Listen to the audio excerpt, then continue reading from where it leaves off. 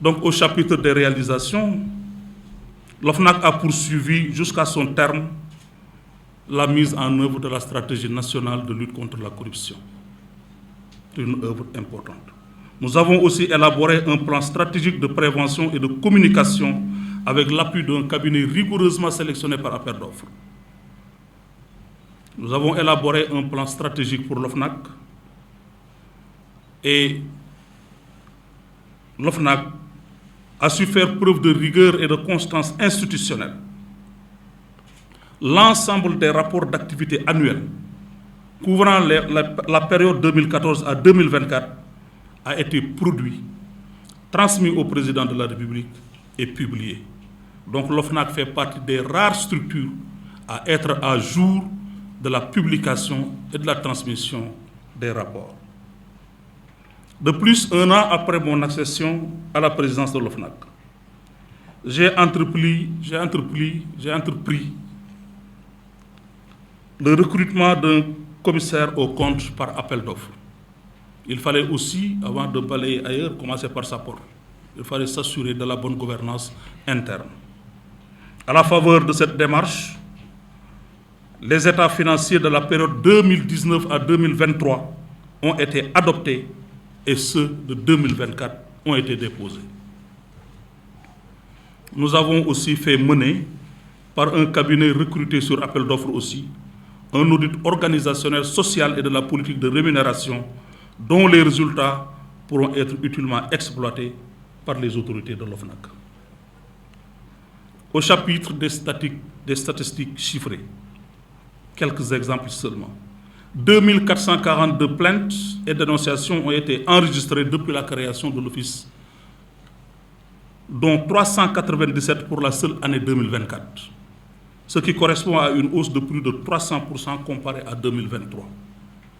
55 rapports d'enquête ont été transmis aux autorités judiciaires depuis la création de l'OFNAC. 16 de ces 10 rapports ont été transmis sous notre mandat. 1060 déclarations d'entrée reçues, 762 dossiers vérifiés et 156 contrôles d'évolution du patrimoine et près de 1000 lettres de relance envoyées, dont une partie par voie d'huissier.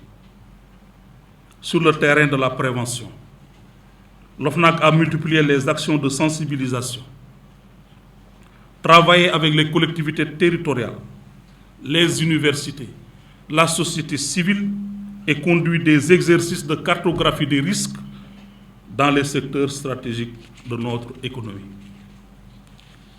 Ces actions ont permis d'ancrer progressivement la lutte contre la corruption dans les territoires et auprès des citoyens. Au plan international, l'OFNAC a tenu sa place, pour n'en dire que peu.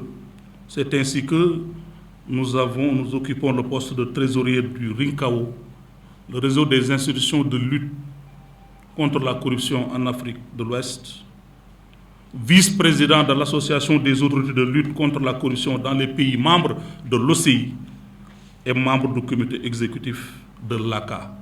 Donc l'OFNAC est présent dans tous les organes dirigeants de la lutte contre la corruption. Au plan social, je n'en dirai pas plus. Madame Diallo et M. Maguette Ngom vous ont déjà dit ce que nous avons eu à effectuer. Effectivement, j'apprécie parfaitement leur appréciation. Tout ceci n'a été possible que par une assemblée de membres dévoués, que je remercie encore et que je ne cesserai de remercier. Un personnel aussi efficace. Je voudrais aussi les remercier. Je voudrais remercier Mme Diallo pour les mots très aimables que vous avez adressés au nom du personnel, à mon endroit et à l'endroit de mon remplaçant, ainsi que Serigne Maguette Ngom. Moi, je vous donne le nom de Serigne, je continue à le donner, bien que vous n'êtes pas un Serigne. Voilà donc le sentiment, ce qui a fait que j'éprouve un sentiment de satisfaction au moment de partir. Alhamdoulilah. Je n'ai aucune inquiétude. Pourquoi ce sentiment d'inquiétude a disparu? C'est que la seule chose qui aurait pu me rendre inquiet, c'est d'avoir laissé ce travail entre de mauvaises mains. Mais j'ai le bonheur sublime de vous dire et de m'engager devant vous que ce travail a été laissé entre des mains expertes. Vous serez fiers de Moustapha Ka, j'en suis sûr. Je suis sûr que ce travail qui a été apprécié sera au bout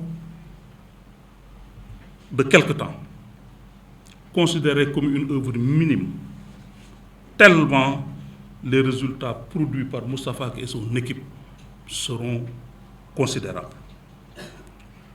Je le dis parce que je le connais. Je connais Moustapha Ka, je connais le président Moustapha Ka. Tout à l'heure, nous nous rappelions ça dans notre bureau. J'ai pris service au parquet de Dakar en 1999.